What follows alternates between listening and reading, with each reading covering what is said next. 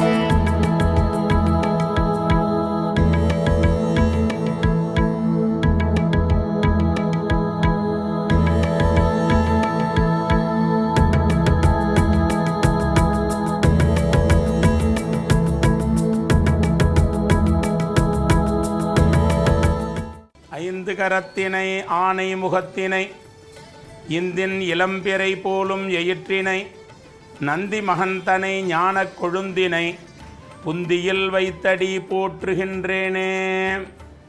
விநாயகப் பெருமான் முழுமுதற் கடவுளாக, நாயகர் என்று சொன்னால் முதன்மை பெறுகின்றவர் என்ற அர்த்தம். விநாயகர் என்று சொன்னால் எல்லாவற்றிற்கும் மேலானவர் என்றும், ஒரு சிவ ஆராதனை செய்வித்தாலும் முதலிலே விநாயகருக்கு ஆராதனை செய்வித்துதான் சிவனுடைய ஆராதனையை துவங்குவார்கள். அப்பேற்பட்ட முழுமை பெற்ற ஒரு முதல் கடவுள் விநாயகப் பெருமான்.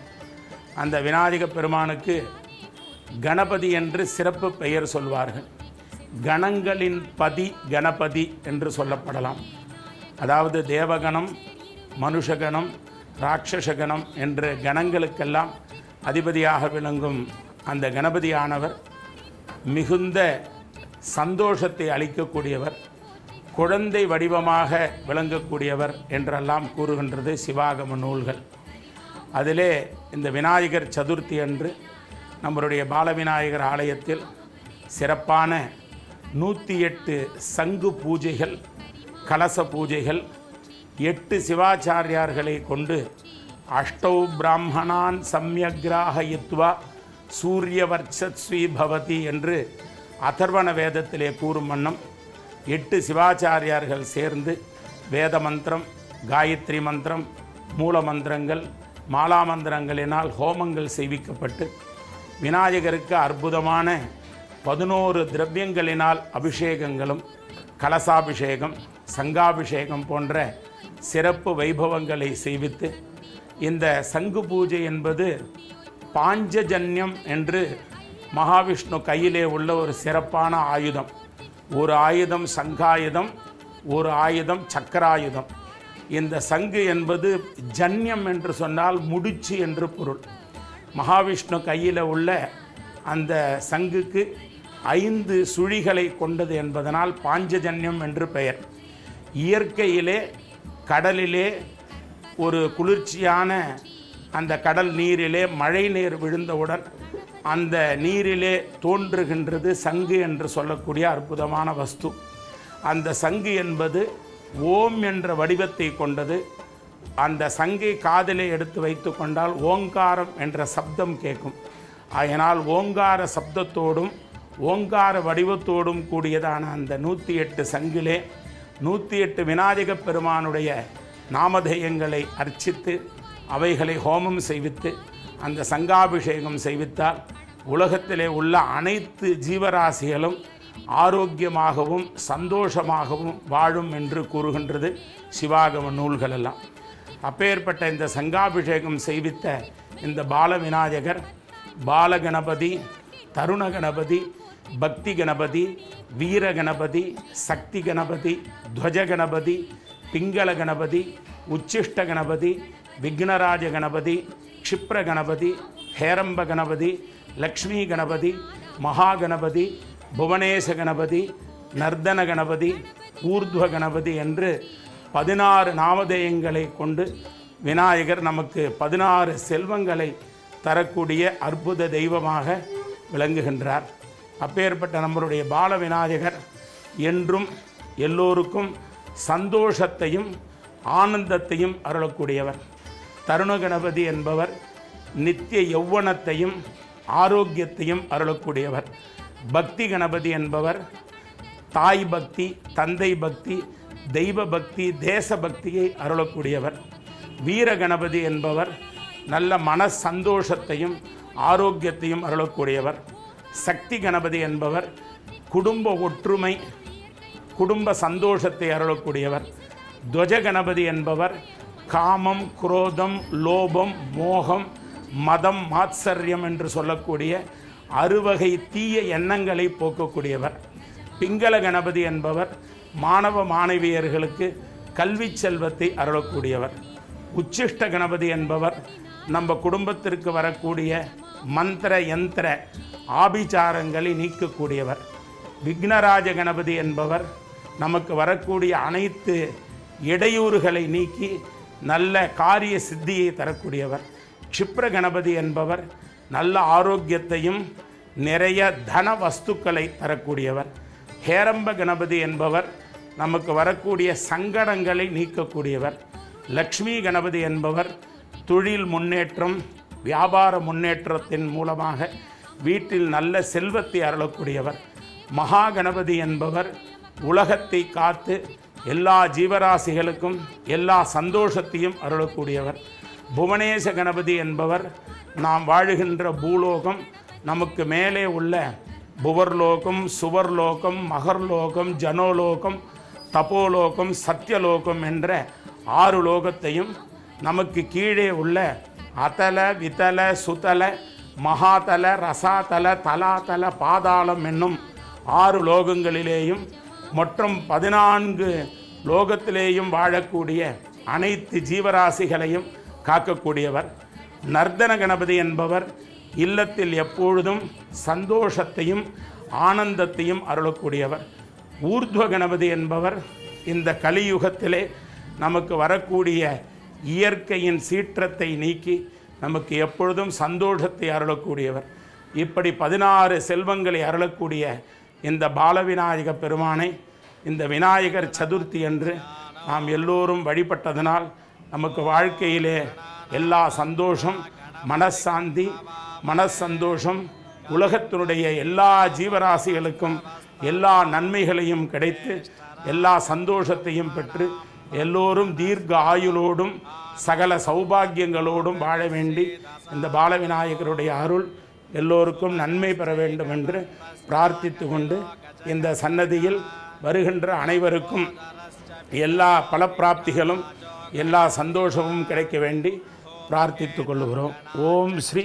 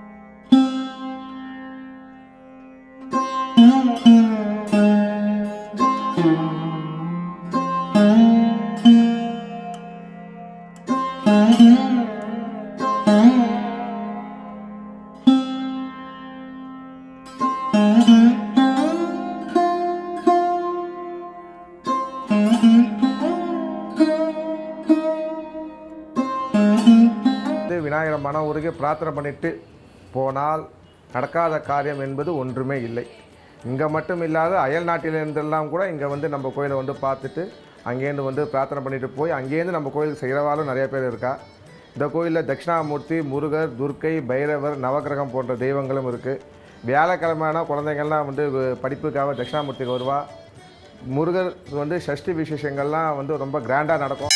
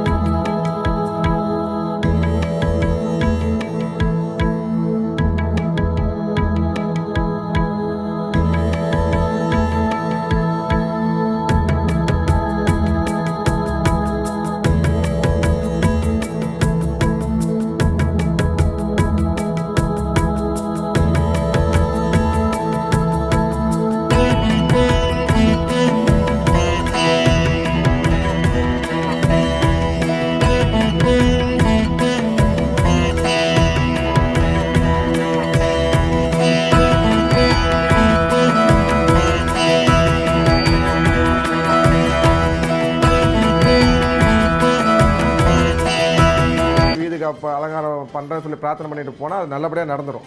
அந்த மாதிரி அப்பப்போ 108 சூர தேங்காய் உடச்சுட்டே இருப்பா. விநாயகருக்கு வந்து பிரீத்தியை வந்து தேங்காய் தான், சூர தேங்காய் ஒரு தேங்காய் நாங்கள் கோயில் நடத்திக்க மாட்டோம். 108, 500, 1000 தேங்காயெலாம் ஒவ்வொரு நாங்களாம் நடத்திருக்கோம். அந்த மாதிரி விநாயகரை வந்து நல்லா பிரார்த்தனை பண்ணிக்கிட்டால் நல்லபடியாக நடக்கும். இந்த கோயிலுக்கு மனம் முருகி வந்து அவ குறைகளை நினச்சி தெய்வத்திட்ட முறையிட்டு போனால் அந்த காரியங்கள் கட்டாயம் நல்லபடியாக நடக்கும். அனைவரும் வாருங்க, அவங்களுடைய குறைகளை சொல்லி விநாயகர்கிட்ட பிரார்த்தனை பண்ணுங்க. எல்லாரும் நல்லாவாக இருக்கணும்.